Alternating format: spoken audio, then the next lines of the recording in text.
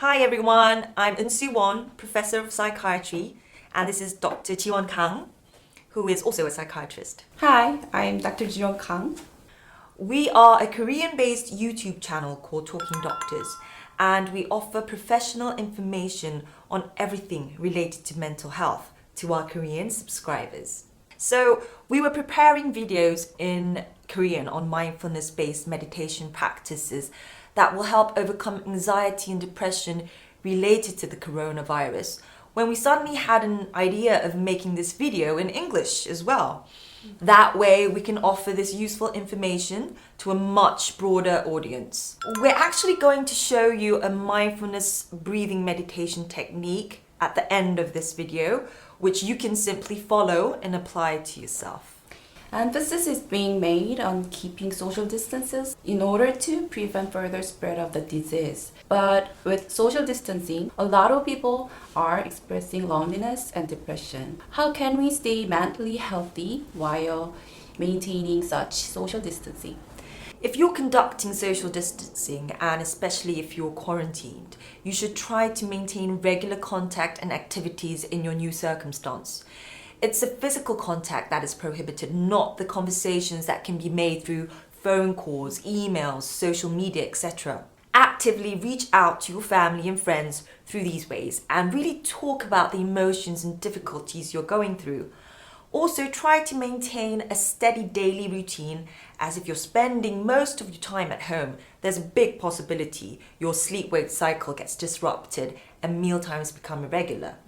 Such disruptions in your circadian rhythm can worsen feelings of depression and anxiety, so try to keep it on track. Also, if you were someone who went to the gym regularly, try to start an at-home workout routine. If you're unable to maintain a hobby as it requires outside activity, try to find a new but engaging activity that can be carried out at home. Also, social distancing can worsen pre-existing psychiatric conditions. How should patients manage this situation? Patients with pre-existing depressive disorders, anxiety disorders such as panic disorder, obsessive compulsive disorder, etc., are reporting a worsening of their previous symptoms.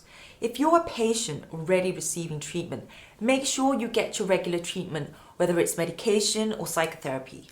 In Korea, the government has allowed medical consultations to be carried out via phone or prescriptions to be received via proxy during this period, so patients who are physically unable to attend their appointments can maintain their treatment this way.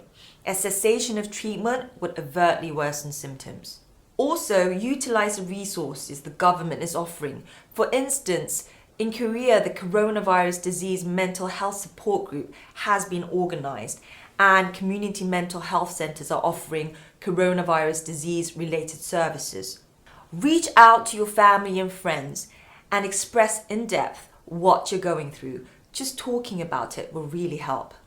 Try to carry out activities that are known to alleviate symptoms of depression or anxiety, such as exercising and simple mindfulness meditation and breathing methods, which you can look up on the internet. How do you think 2 weeks of quarantine would mentally influence patients confirmed with the coronavirus? On top of the confirmation itself, which is an extreme stress factor, overwhelming fear and anxiety that the symptoms may worsen has to be dealt with on your own due to the quarantine. Also, once someone is quarantined, their everyday routine and schedules are completely halted, which can be rather chaotic for some people. And the possibility of having passed on the infection to family members or at the workplace, etc., can be devastating, and often the quarantined person is wrongly blamed and can experience a strong sense of guilt. Also, the person may feel as if they have no control over the situation or have no autonomy, as they are physically confined to a specific area, which may contribute to the feeling of helplessness. Such an extremely stressful situation may lead to clinical symptoms of depression, anxiety, insomnia, etc. Okay, so it's time for us to show you a mindfulness breathing meditation technique. So for this, we invited Dr. Ara Cho. Hi, I'm Ara Cho, a clinical psychologist.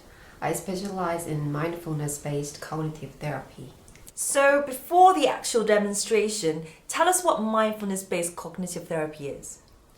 Mindfulness is continuously being aware of your current thoughts, feelings, and emotions, and can help change your attitude to be more present-oriented.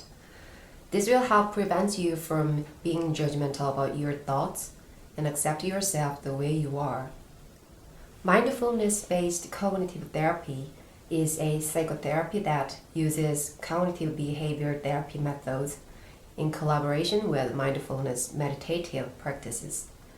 This is a powerful therapeutic tool that can be used in treatment of depression, anxiety, panic disorder, sleep disturbance, and many more. Okay, so everyone who's watching, would you like to follow Dr. Cho's instructions with us?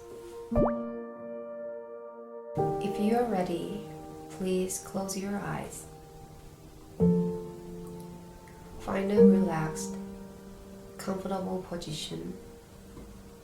Seated on a chair or on the floor on a cushion. Keep your back upright, but not too tight. Hands resting wherever they are comfortable. Tongue on the roof of your mouth or wherever is comfortable. And you can notice your body from the inside, noticing the shape of your body, the weight of your body, and let yourself relax and become curious about your body. Sitting here, the sensations of your body, the touch, connection with the floor, the chair. Relax any areas of tightness or tension. Just breathe, soften.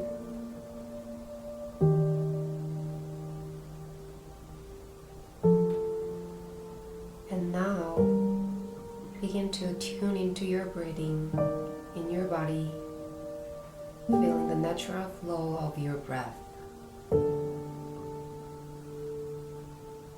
You don't need to do anything to your breathing, not too long, not too short, just naturally. And notice where you feel your breath in your body. It might be in your abdomen, it may be in your chest or throat, or in your nostrils. See if you can feel the sensations of the breath, one breath at a time. When one breath ends, the next breath begins. Now, as you do this, you might notice that your mind might start to wander. You might start thinking about other things. If this happens, this is not a problem. It's very natural. Just notice that your mind has wandered. You can say thinking or wandering in your head softly. And then gently redirect your attention right back to the breathing. So we'll stay with this for some time in silence,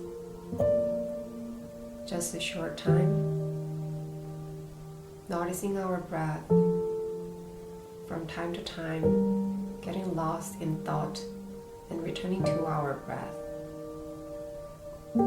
See if you can be really kind to yourself in the process.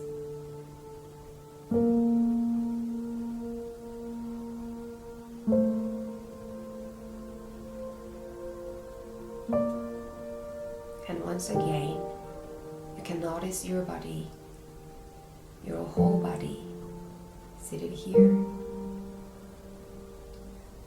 Let yourself relax even more deeply. And then offer yourself some appreciation for doing this practice today, whatever that means to you. Finding a sense of ease and well-being for yourself and this day. If you're ready, please open your eyes.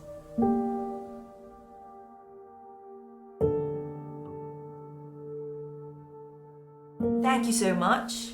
I hope our video today helps everyone overcome their anxiety and depression due to the current stressful situation related to the coronavirus. Everyone stay healthy and happy. This was Talking Doctors. Thank you.